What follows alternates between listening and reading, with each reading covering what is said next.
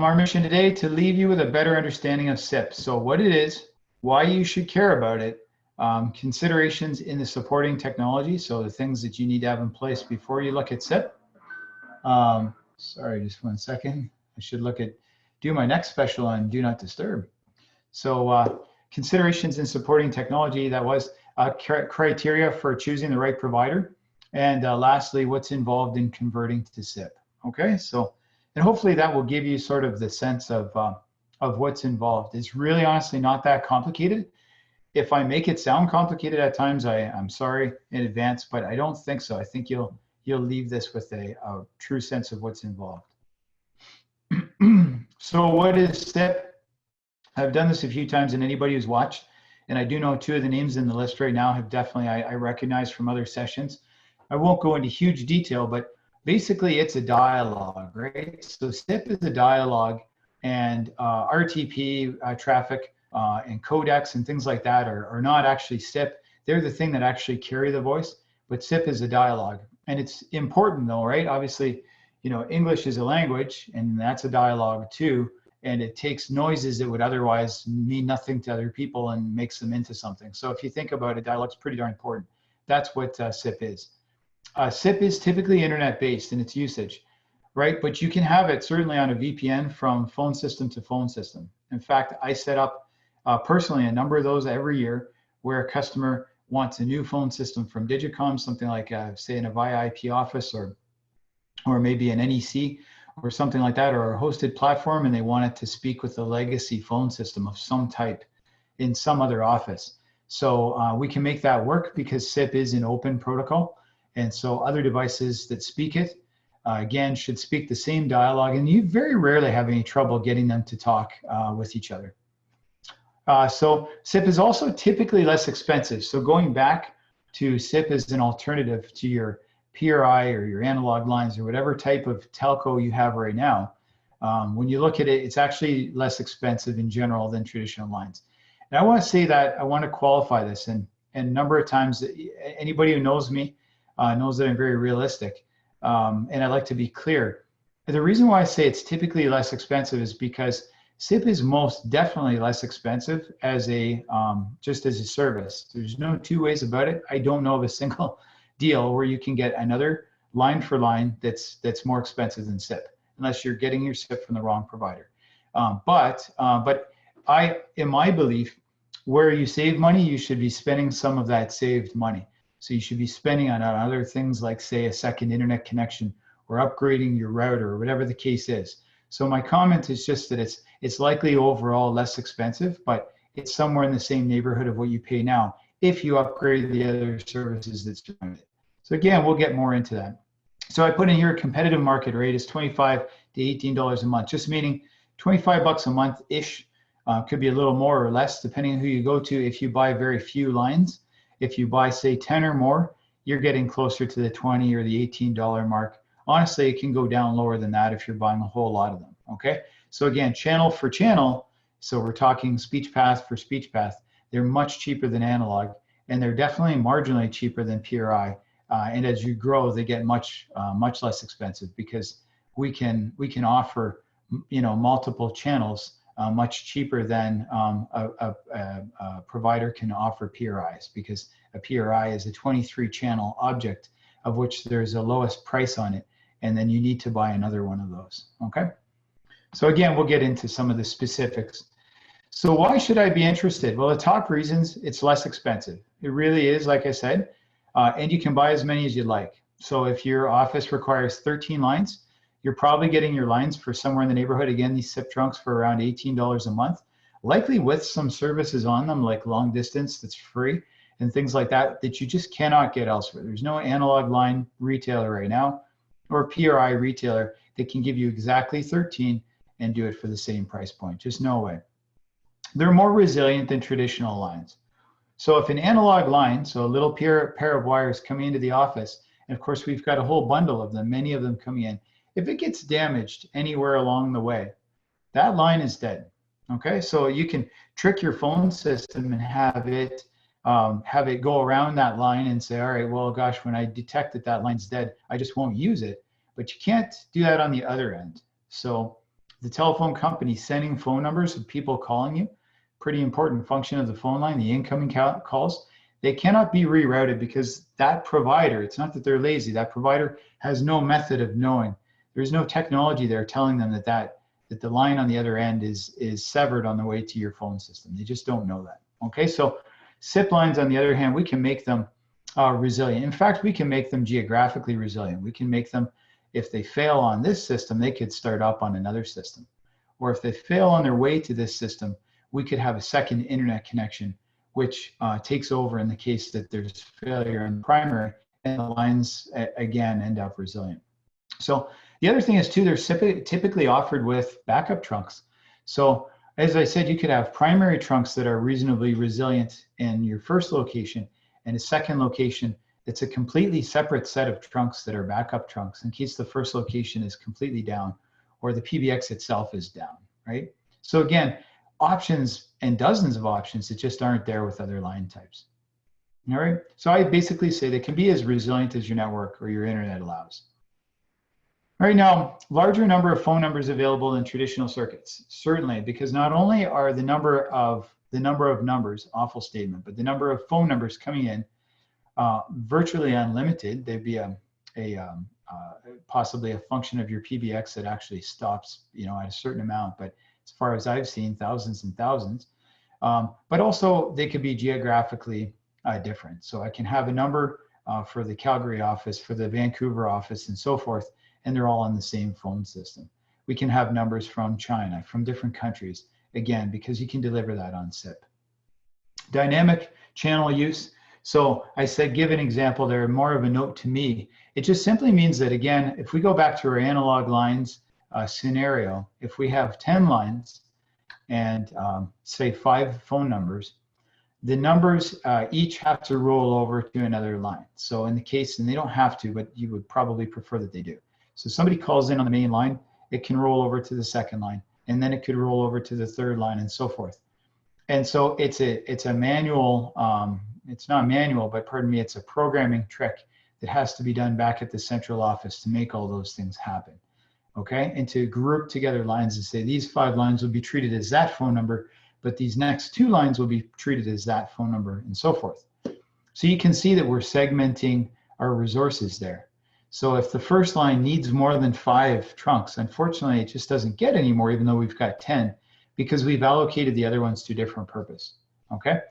In the case of SIP, it doesn't care. It's all one resource. So if we buy 10 channels or buy 11 channels, and we have 15 different phone numbers that come in on them, they get resources as needed. So if one phone number needs 9 channels, then granted, we only have 10, so there's only one more available, but any of the phone numbers could take that last resource, if that makes sense. So in other words, they figure it out, right? Versus being set in stone.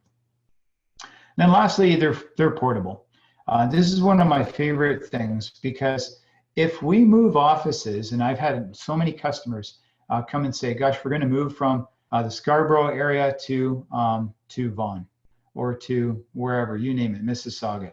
Not a huge move in the terms of Toronto, not a big deal, but it is in the terms of telco land. So Bell Canada or whoever your provider is can't take your main number and move it over to Mississauga because it just isn't technically feasible.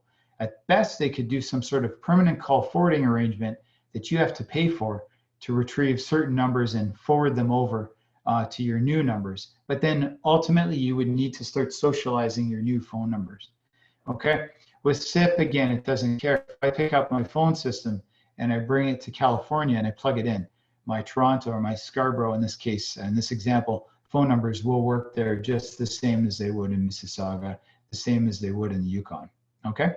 So they are portable. As long as you've got internet and your provider allows it, which is pretty much everyone I've ever heard of, you can move them to other locations and with very little work, get them up and running. All right. Do a bit of a time check here.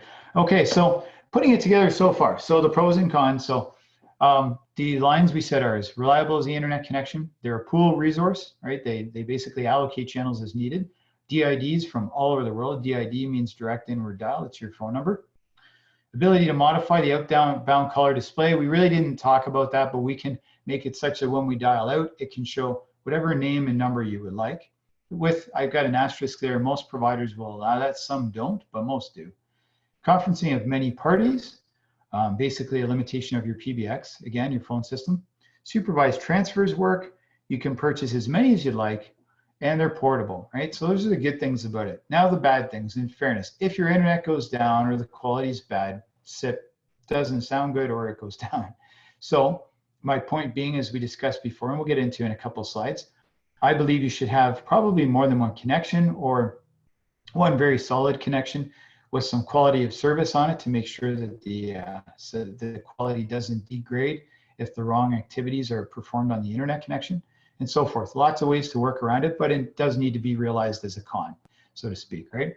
And if the phone system is really old, over 15 years old, there's likely no way to connect VoIP lines to it. And that's true. So if it's an older key system, then there's no way to inherently connect VoIP trunks to it.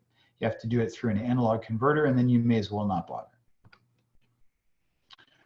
So considerations for supporting the technology. So this is kind of where we get into it. The internet is the key, guys. Like as I thought out this slide, I thought, let's boil it all down to top 3 things that actually matter and put them in order. And this is it. Internet's number 1. It really is. A solid internet connection makes or breaks your success. Okay, and if you're adding resilience, consider different ISPs. So just simply said, if you've got your internet provided by Bell Canada or by Rogers, name one of the large ones, it doesn't much matter, and you've got a second connection coming in, and this is just a general statement in data, it's always handy to diversify and have a different carrier provide the second one, just so that if something happens to down one of the providers' overall networks, it doesn't affect the second connection. Whereas if we both have them both, from the same provider, chances are pretty good that the same failures will affect both connections. It's even better, bonus marks, if you can make it come in on a different media.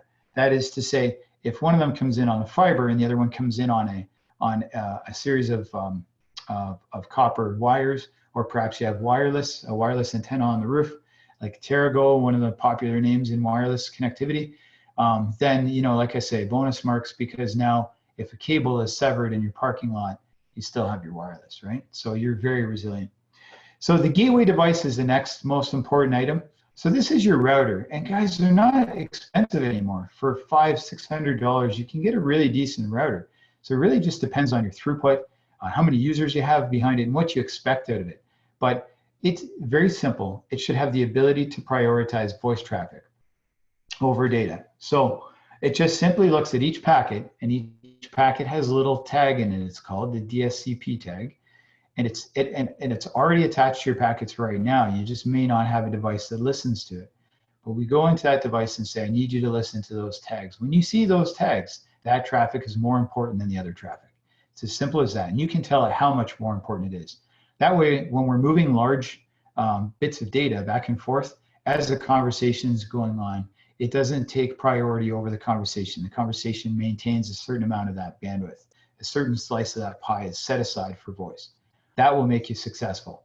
VLANs are handy. So VLANs, again, your virtual LANs, another way of prioritizing. So if we can bring VLANs into that device, we can say that this VLAN, it's another way of classifying traffic, nothing more than that. This VLAN takes, again, a certain hunk of the pie. And in the case that it's required, I want you to give a minimum of this much of the pie. And then lastly, if you're adding resilience, a gateway should support multi-WAN failover. I think that goes without saying, but if I've got 2 internet connections coming in, I've seen customers do it every which way. I've supported them. It's a good idea. Back in the past, when routers were very expensive and multi-WAN routers were expensive, they were hard to set up. So by the time you're all said and done, it was quite an endeavor. Nowadays, a reasonably priced router actually has reasonable GUIs in them and reasonable professionals around who can set them up for you, but they will actually support the automatic failover of your internet. So you don't need to worry about multiple gateways and doing things with switches and things that you really shouldn't be doing. All right, so the ability to, I guess this is an afterthought. Every router really has it, but the ability to adjust firewall rules if required. Really, it shouldn't be required unless, C number 3, ensure that your network is only NATed once. So unless you've got different NATs going on, generally speaking, you don't need to open ports on your firewall. You honestly don't. Things should go well. But if your firewall is exceptionally tight, and there's no other way of doing it, like say, for example, permitting certain IP addresses, which is certainly preferable, or even down to the MAC address, there are other ways of doing it generally, but if you absolutely cannot, then your firewall needs to be able to support some port forwarding. Okay. So the last point though is make sure that your network is only NATed once. The network that I'm on talking to you right now is actually double NATed, it's called. It's not something that I have a choice with. My provider does it, and they're the only provider around. So I can't do much about it. Very fortunately, most SIP seems to work through my double NAT. Double NAT simply meaning the my router converts the local address scheme to what would be normally a public address scheme, but the public address on my router is actually private, and it's behind my ISP's router. Okay, so that's what makes it a double NAT. So there's two traversals required of SIP traffic, and there's certain sets like it's not here on my desk right now. I think it's in a box, but shows you how useful it is. But that particular set doesn't work. I cannot get it to double NAT correctly. And occasionally there are devices that you just cannot compensate for. Could I, if I spent the right amount of time with the router? Absolutely. But I don't have the time, number one, and number two is I have many things that are NATed behind that router, and if I make exceptions for the one device, chances are we'll mess up the adjacent ones. Point just simply being, make sure that your network is not double NATed. Generally speaking, they're not. Okay, so a picture for conversation really quickly here. Just again, kind of going back to these important things. So the internet's key, the gateway devices is second most, and then double NAT. Okay, so when we look at this picture here, here's our phone system down here. This is pretty crazy looking. You can see that I did this black circle here. I circled, like I said, the piece that matters. Your phone system isn't likely to have network traffic issues getting to your firewall or your router or your modem or whatever the case is. Not likely. Even out to the stations themselves, if they're IP, very rarely do we see problems with that. Usually if you're a customer with more than 50 phones, you have pretty decent network devices anyway, and we do set up VLANs at that point. But typically the inside is not the issue. That router firewall, as I said, is crucial. If it's not passing through the traffic, you can see right here, it's a single point of failure that way. It is your link between itself, your office, and the modem, which takes you to the outside. And I just put modem in there. I realize there's many different devices that can terminate the internet, but for lack of better terms, let's call it a modem. So here we are. It is the bottleneck really to the internet. Now the internet, could it be a problem? Absolutely. Could there be traffic problems between the public internet and the ITSP, which is, by the way, your internet telephony service provider? So that is the SIP provider in the cloud. Sure, there could be. But it's just, from my experience, it's not the likely culprit. It's typically speaking this connection between your router and the internet device, whatever it might be, and the fact that it is not, prioritizing packets properly and in your favor, and honestly, that will ruin your day. And the saddest thing, perhaps, is a well-meaning VoIP installation that may have been done by our company, or quite often we end up taking over customers from other companies. And it went in well-meaning, and because they didn't investigate this end of it, the customer ends up throwing it out. And that's terrible to see, even when you're, the company coming in. Like, it's lovely to have a new customer, but it's awful to see anybody lose a customer over the main culprit, which was not their solution. It was not the back-end devices. It was, in fact, just not doing the research on the internet and not coaching the customer properly. So if what this means, guys, is $50 extra a month, think of the savings from your analog lines and your PRI. That's what I was getting at, is when you go saving money from one place, take a look at reinvesting those dollars somewhere else, right? So maybe putting them into a $50 a month or $70 a month business grade DSL connection that ends up being a private one for your voice. That way you can almost guarantee your voice traffic is going to be good.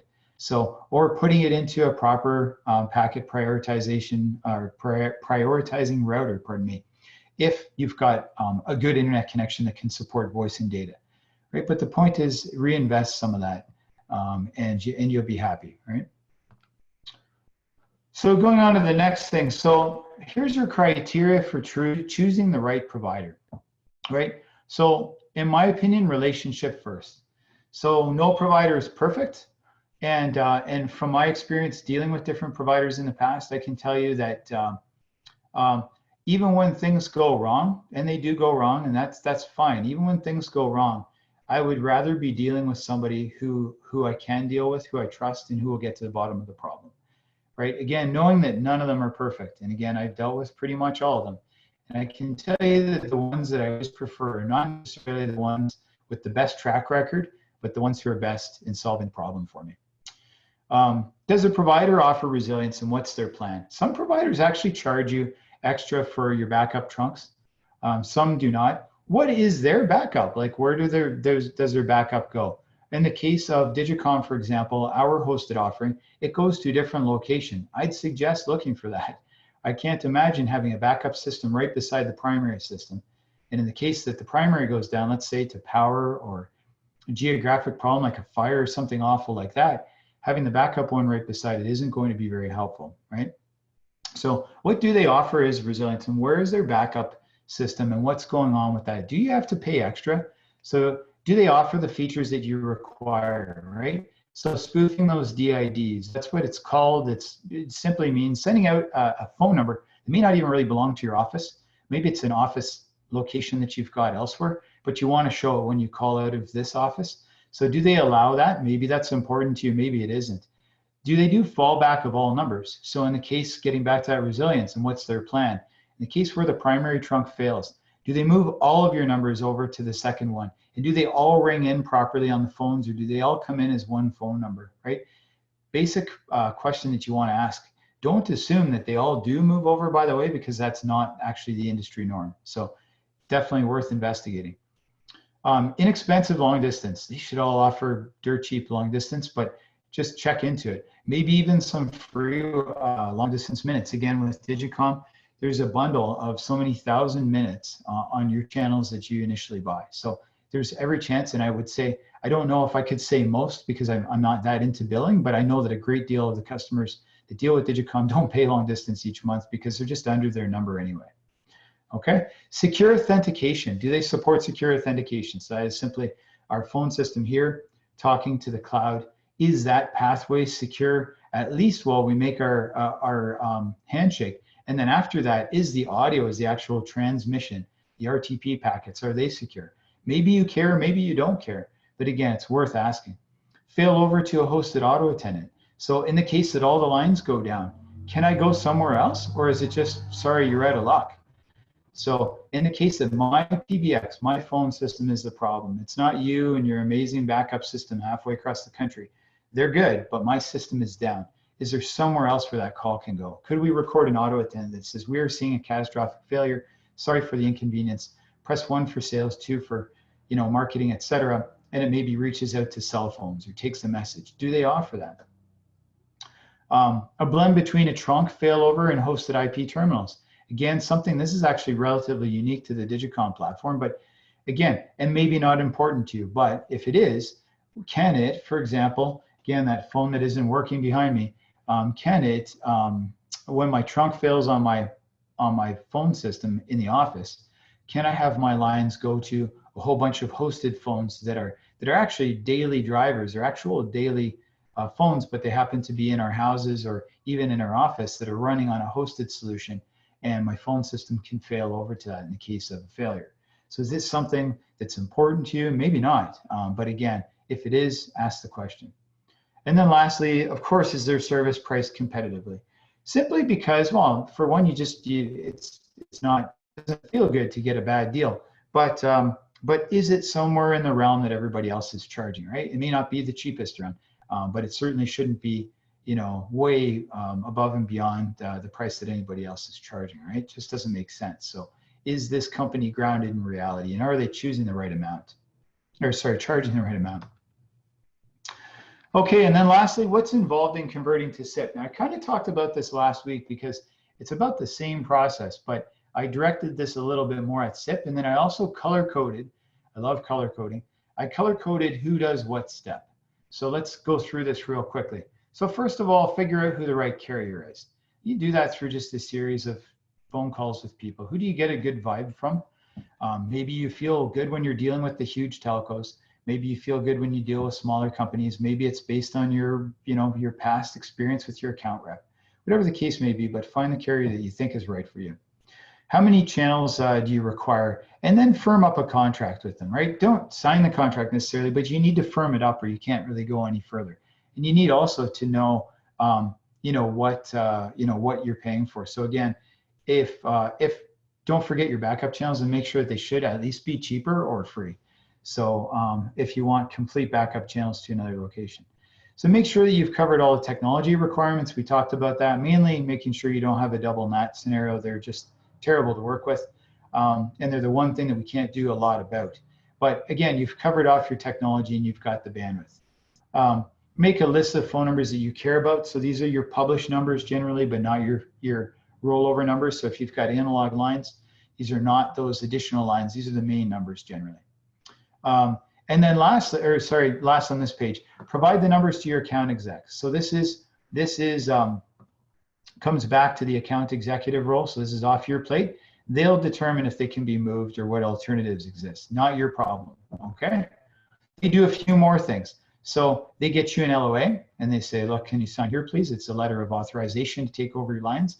And then they also need a recent phone bill. It's usually within the last 30 days or maybe 60 days, but it's to prove that the phone numbers are still in your name.